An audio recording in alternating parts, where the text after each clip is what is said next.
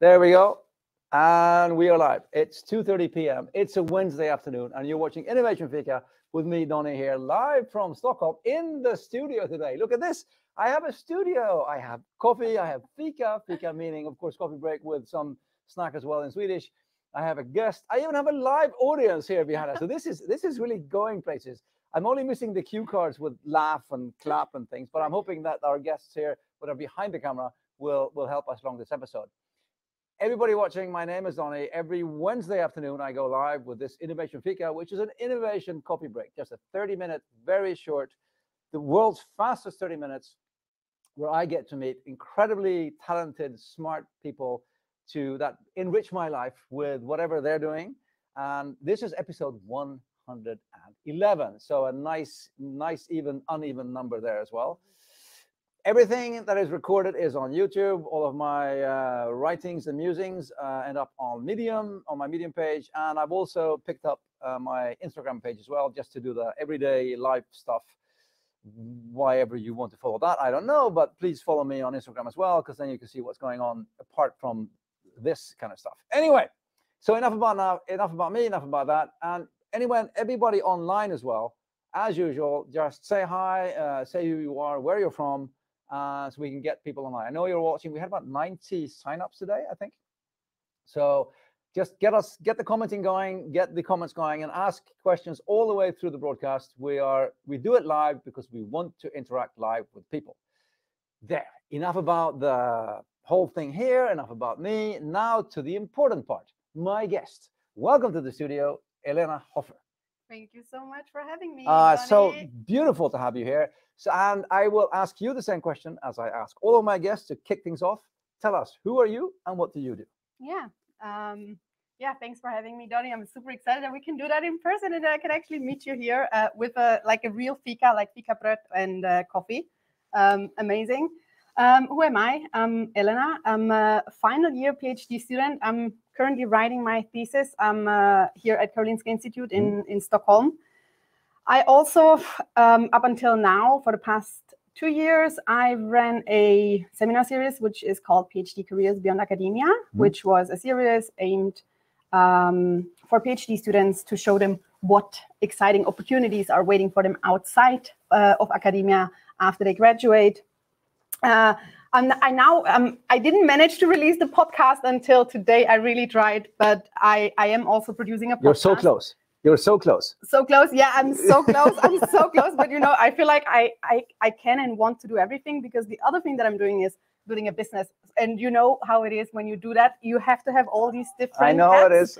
So I'm a marketing person. I'm a salesperson. I'm like, I'm literally I'm social media. I'm doing everything. And it's... But the main thing is PhD, academia to business. That's your sort of the main thing. Yeah, that's my main thing. That's my passion. That's what I... Oh, yeah. And that comes from look at this. We have actually lots and lots of cool people online here. We have, I'll just get some people that you can see here. We have Frederick from Karlstad, Innovation Advisor. Hi, Frederick. Good to see you. Look at this. We have Anne Bernard. Hi, Anne Bernard. That's cool. That's Europe as well. We have Uppsala, and we have India on the call as well. We have Turkey here as well. Okay, look at this. I think it's simple. And then look at this, Sari, cool, from Tampere in Finland. This is super, super international. I love it. Jeremy Barr is here as well. And of course, our dear friend, Ricky. Hi, Ricky from UK. Good to see you. And then Yash, one of the regulars. Always good to see you, Yash, from India there as well. And Emily, where are you? You're supposed to be here. You're in Stockholm, for Christ's sake. You're in Stockholm. Anyway, great to see everybody here. Wonderful. Keep the comments going. Keep the questions going. And then jumping into the subject, the whole PhD to academia, to business thing.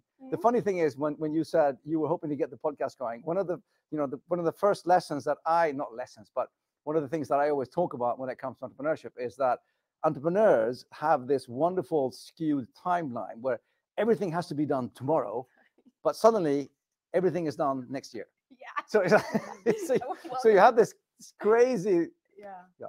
It's. I can totally relate to this. It's. You have to do everything. It's a little bit like actually doing a PhD, where you have to be everything, like from graphic designer to writer to science communicator. I see a lot of parallels there, and it's It's true. But that's a funny thing. I mean, Ricky, who I actually introduced just, he was on one of the shows. Ricky, remind us as well in the feed, which episode were you? I'm sorry, I don't remember which number it was, but Ricky was on, and he was also talking about his personal transition from academia into and how many similarities he saw from, and what he learned from doing his PhD, that he could directly transfer to entrepreneurship. And I guess, is it the same for you when you talk to people? Do you say sort of that you've learned this, you can use this? I do think I have personally learned a lot from my PhD that I can now take into entrepreneurship. I think a lot of resilience and being persistent, never giving up, adjusting and pivoting, just doing things differently. If it doesn't work, you have to get this protocol somehow working. So this is definitely something that I'm taking, but also like the whole communication part, like being able to communicate in a very concise and good way. And also like bring a message across that someone else can understand. I mean, when you do a PhD, also like you talk to a lot of different, like you talk to students, you have to adjust the way you talk, right? Whereas if you talk to people, big people in the field, they know exactly what you're talking about. So you adjust. And I personally see a lot of parallels. I see a lot of things that get a little bit in the way. Like, for example, money mindset is a very different one when you come from academia. You know, like we think very small. It's a difference. It's our difference that I would like to point out. But also like as a scientist, you try to do everything perfect. See, that's why my podcast is not out yet, because I'm always trying to do everything perfect. It has to be the perfect cover art. It has to be the perfect episode. Everything has to be perfect. And this is something I'm learning right now as I'm transitioning to just do it and improve, do it and improve. So this is like... that's one thing that one of the things that hurt the most, especially... I know it differs between what kind of startup you have and what kind of entrepreneurship, but you know, if you go like to the extreme of like the Silicon Valley mindset, where they say that if you aren't ashamed of what you release, you're too late. That kind of thing. Oh my God, I can relate to this. Out of my comfort zone all the time. It's crazy. I guess this is what you need to do. Right? and then I make jokes with my dear projects here. I mean, some of them are in the room as well, and I say, you know, that don't go engineer on me now. You know, get things out the door. You know, stop overthinking it. And I mean, I'm the same thing. I mean, I come from a long history of, if I just add one more thing, it's going to be so much better. And it's like, no, get it out the door. No, it's completely true. And it's hard for me to make that transition. Because I have this, like, you know, when you do an experiment in the lab, you always try to set it up in the best way. So you keep thinking and optimizing and improving until you have the perfect setup. And this is really something I have learned in business. Just do things. I mean, just get it done and improve. Because it's true, you need to collect data, right? In order to improve and make things better. And it's very hard if you never put it out. But I think in that sense, it's very, very similar. I think that the important part is to understand that business in that sense, or entrepreneurship and startup business in that sense, is very, very similar, because it's never done. It's like always in beta, and it's always just a number of experiments. You're always trying. It's not about being right. It's about trying to get it right. And every sort of day is a new attempt of becoming a bit better. And I think you can. That's one of the. What else? You said economics. What's the big difference there? And you said the economic mindset between the PhD and the researcher and the business.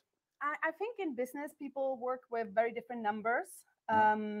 Whereas we have very limited amount of money in the lab. So when you work, you try to be, well, it depends on really the lab environment where you're in, but generally you don't have a lot of money that you can actually spend. So you try to really optimize how you use the money, how you spend the money. But it also gives you this feeling of there is not a lot of money out there, right? So it's a little bit like when you go out and you think, okay, I would like to do something and I would like to offer a service. I think overall you always think very small in terms of numbers, and it's very difficult to understand what is the cash flow or how much money is within businesses if you try to, for example, sell something. Right? What is the pricing? What is the price that you can put on? And I think coming from an academic environment, you would always put it much lower. I know. Because you do. Oh my God! Thank you, Donnie. But this is fun, because I had exactly this conversation. I mean, seriously, like yesterday or the day before, I don't know, a day before this one anyway, because I had another on my teams, Yeah. right? They were going, oh, we're going to price our thing and we're going to sell it, and I'm going, but that sounds really, really cheap. And I say, but so I said to them, what is the like a really good brand of competitor on the market? Okay, well, it's 5,000 kroners, like 500 euros. I said, does your thing do more than that? Does your thing do something better than that? Of course, they said. Why are you cheaper? It's a good approach. Period. It's a good approach. I mean, yeah. But why are you cheaper than something that you are better than? Yeah. And they were going, yeah, but we can't. Why can't you? If you're better than they are, and if you're actually fixing something that somebody wants, because the one that it costs 5,000 doesn't do it, charge for it. Yeah. I mean, I think you need to know, and these are the learnings, I guess. I know, but that is a learning. It is a learning on how to actually, what's the value of your product, and like how do you want to sell it, and it's all new, you know, when you start the journey. So but you run courses for PhDs now, don't you? Or you? I mean, well, it was not a course; it was a series that was. Okay. I mean, it's called PhD Careers in Academia. It has been established in 2016 by David and Anna. Yeah. Because they felt there is a need to show PhD graduates, but also postdocs, to really what they can do after they graduate. Because a lot of us PhD students, they think, well, when I'm done with my PhD, I can work in a lab or I can work in R&D, but they don't really know how many options they have, and they think sometimes they just don't know really what's out there, you know. And they all think, yeah, I have to go somewhere and pipette and do science, and they don't really know what they also want to do. And it's just like the series aimed to present paths that are maybe not the most common ones. So we had someone, for example, who works in sales now, who does marketing management, management consultants. Management consultants. Ugh. No offense. You know, well, kind of, but you know. It's funny that you feel this way, because you know, when I started the seminar series, I also did it for my. I mean, I joined the club because I thought it was really nice for me and myself to kind of figure out where I want to go. And I thought a good way would be just to listen and see what's out there. And actually, management consulting was one of the things that I loved the most. But then I thought, okay, maybe it's the business aspect that really drew me to management consulting. Indeed. Just pick up some things here from. I actually saw. Thank you, Sari, commenting on the don't go and Jimmy. Yeah, use that one. You can have that one. Don't worry about that. And I know that Ricky also answered here. Let's see, episode 91. Ricky Patel, episode 91 of Innovation Fika. Check that out. It's on YouTube. And let's see, what we had something from. I saw you there, Avanti there as well, right? If you want to share what you've released, you're late. Deep dive on this. Well, I'll just comment on that and just say, I think the whole idea is that you'll never release like the end product before you actually know what people want and how they want to use it, and you won't know what they'll use it and how they want to use it. An example: I've built a lot of games for teenagers and kids. Okay, so one of my companies with my sister was a games company and online stuff. And the only thing we built virtual worlds for teenagers, like this retro chat things with small avatars and things, and that we did that. And the only thing I knew was whatever we released online, and we had like an intention of how they would use it, they'd do something else with it. So whatever we released, they'd use it for like something else. So it's the whole sort of sense of getting something out there, seeing how people use it, MVP, minimum viable product, when it comes to proving at least it does what it's supposed to do in a smallest form, and then add on functionality as you learn what people want and how they want to use it, and hopefully based on their feedback as well, because you want people to be really tight with you and become your ambassadors and co-creators in building something. And again, another of my examples, when I started an ice cream company back in 2013, I mean, I tell you what, because we were the first high protein, low sugar ice cream on the market, opening that door kind of thing. And it was the first batches that we didn't even release, they were horrible. And then we had like sort of version 1, which was, okay, this is okay. This is like good enough to put on the shelves. And we intentionally communicated to people and said, we know it's not perfect. We don't think it's perfect, but it fills all of the check marks. It's really good as is, but we will always try and make a better product. And we want your help to help us develop this. and they bought into that. They bought into that we were early stage. They bought into that we were a startup. They weren't expecting the perfect product. So they came on board with lots of feedback, and they were ambassadors, and they said, you should try this new thing. It's a great thing. It's not there yet, but it's going to be fantastic. And then over time, we built really good rapport with our users as well. So that's a big part, I think, when it comes to working very early on and finding the right kind of people to get your thing out. I know that we have an audience person as well, Niklas there, who is working on a product, and he's been super early to release his thing to like a small group of people, friends and family, more or less, very contained, and now going into more like an open beta and getting more people in, having people on board from the start. So I think that's really, really important, indeed. Let's see what's else coming in there. How do you get out? Okay, this is it. Oh, long one. How do you get out of the shame of getting outside academia or PhD? Because many times you don't even feel people find people to discuss about it, and it's looked down upon, at least in some places, to discuss about it. Okay, that's for you. Yeah, it's for me, and I can completely relate to the statement, because I know that we're a little bit like people look at you like you're a failure when you leave academia. So how can you really get over it? I think it's just important. Talk to other people like outside of academia and see what they're doing. I mean, I think they're a lot, but not a failure, actually. Mm-hmm. I think getting inspired by others and looking for role models that do something that you would like to do or what you could imagine doing, and really just going in conversation with people who have made the transition. Yeah.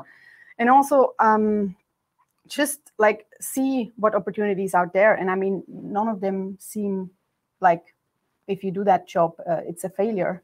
I think it's... for me, it's like, before I have this like a bit of a special story compared to a lot of other PhDs, because I started my journey knowing I will leave academia. So before I even accepted a PhD, I knew I'm going to leave. But I did it because I did a PhD because I had an amazing role model who has done a PhD, and he also like later became my mentor, who really helped me on this journey going through my PhD. But also he encouraged me to do a PhD with the goal to leave. So I never really felt it personally that I'm a failure when I leave, because I had a lot of people that I could look up upon that really did an amazing job. That's really important, though. Yeah, that's super important. So that's why I think it's get a mentor. Honestly, like when you do a PhD, it's also like one of the tips that I wrote to you, Donny, because I think it's very important to have someone you can look at and feel like, this is where I want to go, and this is who I want to be one day, and this is who I had with Ben. Who really encouraged me to do a PhD, because he did a PhD and then he ended up in this amazing position in pharma. And I was like, wow, this could be my life, right? Of course. And I think this is what helped me a lot. And I don't look at him as a failure. So I think it's maybe finding someone that you not admire, but, like where you feel like, yeah. But I think that what you've said is you find somebody that is doing or has done something which you also would like to do. And you know what? My best tip then is just reach out to people. Yeah. People are a lot more accessible than you think. And if you actually ask for help, and that's something that we've discovered on LinkedIn as well, because many of the people on the call are LinkedIn friends that we've never met in person. I see Nadia here as well from the US, Ann Arbor in Michigan. Hi, Nadia. So many good people that we've met on LinkedIn only. I know that you're meeting in Stockholm now here this week. Emily and I, we will actually meet later for a drink. Hi, Emily. It's fantastic. I mean, but the thing is, if you actually ask people honestly, if you ask them for help, and not just sort of jump all over them and say, give me, but if you ask people for help, most people are actually very open to help you. So my best tip is just to ask for help. And me and my sister, we started a company, our first company way back. And our mindset in all of the companies that we've started, because we've always started companies in areas that, this sounds fun, let's try this. We've always had this motto, which is like, how hard can it be? Because if somebody else, a person, has achieved something, it's humanly possible, right? Yeah, absolutely. So if they've done it, I can do it. Yeah. It's a matter of, time, training, and resources. Yeah, absolutely. So it's never impossible if somebody else has done it. Impossible takes a bit longer time. Yeah. but it's achievable as well. But look around yourself and just find people. And again, looking at the timer, it's 9 minutes to go. Let's get some tips here and great comments. Get questions going as well. Let's get some here. Okay, so we have, as I said, it's the world's fastest half an hour. We'll run through Elena's tips and we'll get some last questions as well. So Elena's top 3 tips for the idea of moving from academia into business is, tip number 1 is start building a network early. Yes. Honestly, this is one of the best tips that I got. Like more than 2.5 years ago, you go nowhere without a network. And, I started realizing this, and all I had was I had a very good network within academia, but I knew I don't want to stay in academia. So if I want to go out, I need to start building it. And I think a really good way for me was to build or start building it within industry or with people in industry, was actually joining the PhD Careers Beyond Academia Club, because by actually organizing these seminars, I got to invite a lot of people. They always, usually everybody loves to talk about themselves. Believe me, it just works all the time. I never had someone saying no to me. It really does. It's true. So and this is how I started building a network. And it's like, you just need to know the right people, but also I don't think it really helps just to have people in your LinkedIn follower list. You also have to start building relationships. Followers isn't the same thing as, exactly. I mean, when we're talking about LinkedIn, disregard followers, disregard likes, forget about that. Relationships. Find the people you want to get in touch with, reach out to them or people that they know, and then start building your circles and interact. That's how you build a relationship. And you've managed wonderfully. I mean, you're actually one of the core people in the Founders Sunday group now. And I know that Ricky, he's got a group for PhDs. So Ricky, please put that in the feed as well, the PhD group on LinkedIn. Add that. Build network early. And people are helpful. They do want to help. It's crazy, Yes, and the same thing for you. It's a pay it forward thing. If you help others, they will help you. I promise you. That's how it works. Tip number 2, reflect on your strengths and your passions. I think exactly. And your passions, I think it's very important to, like, when you leave academia, I know a lot of us, they feel like, I don't really know what to do and I don't really know what I'm good at. So what I see a lot is like, I'm done with my PhD, I don't know what to do. What's next? And I think it's really important to start kind of like starting to understand who you are as a person and what you like and what you enjoy doing and what gives you some sort of fulfillment. When you feel like, I always describe it as being in a flow. So when do you have these moments? So I think it's just like, I went through my PhD and I was like, oh God, I hate lab work. Sorry, I do. Everybody knows I can say this openly. I love working with people. I miss talking to people in the lab. I feel, I don't know. It's just that I feel isolated. It's not for me. And this is something, sometimes you have negative examples that show you what you actually need or what you miss. And I realized in my PhD, I love what I do. I love the science. I love the intellectual simulation. I love presenting. I love speaking. So I love what we're doing right now. This is exactly what I love. But I do not love working in the lab, and I want to work with human beings. And I want to interact and socialize. And so this is what I saw. Those are my strengths, right? I think I'm very good with people. Actually, it's a strength of mine. And this is what I want to build on. And this is what will bring me very far, because I'm following something that I'm naturally good at. And this is what I kind of think a lot of people should be doing, understanding who they are, what they're good at, and then building on it, instead of trying to invest into something where you might never be really good at. It drains a lot of your energy and you might not go very far. So I think it's really good just to... Well, I think that's a really, really good comment and a really good tip as well, because we all have this idea of that, you should be good at like kind of anything, and what you're bad at, you have to do more of that, and which to some extent you have to do, because I mean, I don't like bookkeeping, but I run companies, so I have to do bookkeeping. So fine, But that doesn't mean that I force myself to only do bookkeeping. And I know what I'm really good at. So in that sense, I will agree with you and say, find things that you're good at and become as good as you can at that, and run with it. And have fun with it and go for it. Tip number 3, find a mentor from industry.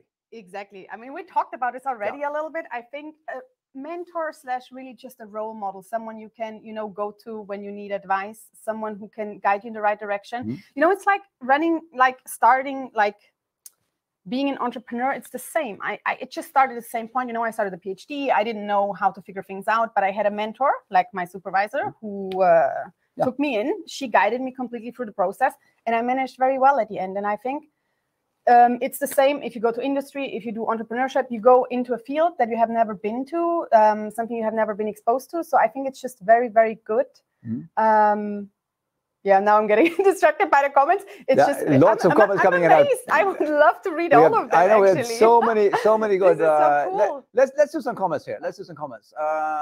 Let's do the shame thing here. Just another way to deal with the shame is to look at the numbers. 50 to 80% of PhDs work outside academia. Around 20% only get tenure position. Of course, definitely. Yeah. Okay, Emily, of course, here, shout out. Tell them about your fantastic networking skills. Yeah, I mean. Indeed. And Michael seconding that with network is key everywhere, indeed. And we're having some good, let's see, I know that Nadia said something here about this one. Yeah, oops, sorry. For women entrepreneurs, check us out, Women Entrepreneurs in Healthcare Tech. Yes, good tip, Nadia. And then Emily coming with the Founder Sunday community, over 1,500 founders in that LinkedIn group as well. And I know that I think that's what Nadia commenting on. Yes, here's the Ricky's group as well. Check out the PhD pack run by Ricky Patel on LinkedIn. And he's going to be guest on Nadia's show actually today at noon American time. So 7 p.m. CET in Sweden. We have another show coming up with Nadia and Ricky Patel again. So it's everybody's big happy family here. We're all connected. Yeah, indeed. And then another comment from David here. I love the comments. Which circles back to building relationships, and mentor often materializes from nurturing these. Yes, indeed. Yeah, absolutely. And I saw David had a comment before. Don't go and network when you need a job. No, do it before and build relationships beforehand, because then people will help you. It doesn't. I mean, I totally agree. And in a kind of a one of my favorite ways of working with money is to say you never go to the bank when you're desperate. No, because they will always say no to you. So you go to the bank when you have something to bring to the bank, and actually you're in good standing, and they'll love you. Same thing with relationships. You don't want to go and beg for help, or and try and I need this, because it's a two-way thing. Yeah, it's a two-way, definitely. I think a lot of people forget networking is a two-way street. Yeah. So if you add value, just think what type of value you can add to someone else, right? And the best thing in any kind of group setting or any kind of community, I think that one of the best mindsets to have for everybody is to think every time they meet somebody, they should sort of have a kind of a question going, how can I help you today? Yeah. Because if everybody has that, then everybody it will be an upward spiral of actually wanting to help each other succeed, instead of saying, I want this from you and I need this from you, and that closes things down, and people go, no, I don't, Yeah, I love that. I think that's really important. I love that. But yeah, don't be shy to ask for help. Okay, and then Frederick, wonderful here with one last comment here as well. This is fun. Don't forget the privilege of the teacher's privilege in Sweden. Yes, maybe you are, as a PhD, found an idea. Thank you, Frederick, for adding that. If you are a PhD in Sweden, you actually own your research results yourself. Yeah. Wonderful, wonderful, wonderful, wonderful. And then, of course, Nadia, summing up, of course, follow everybody online. This is a great networking thread. I love it. Connect with everybody here on this thread on LinkedIn. Follow each other. All of the names that I have commented on here are incredible people that post really, really good comment online. I will also say I saw one person here I didn't say hi to before. I want to say personal hello to, let's see here, this one, Marcelina from Poland. Hi, Marcelina, really good seeing you. Connect with her as well. She's actually building a whole new course in Poland, so she's going to need a lot of networking and support there. So connect with her as well on LinkedIn. Awesome. Really good seeing everybody online. It's 3 o'clock. It's the world's fastest half an hour. Swoosh. Here we go. Innovation Fika with Donny and guests and an audience today in the studio with Fika bread and coffee and everything. Tune in next week, 2:30 p.m. Same thing every Wednesday, episode 112. But that's for next week. Right now, I'm still saying thank you so much to Elena. Episode 111, and what an episode we had. Thank you so much for being here. Thank you so much. I love to be episode 111. How did I make this? Thank you so much, Donny, for having me. Love you all. Take care, everyone. Have a great day. Bye for now.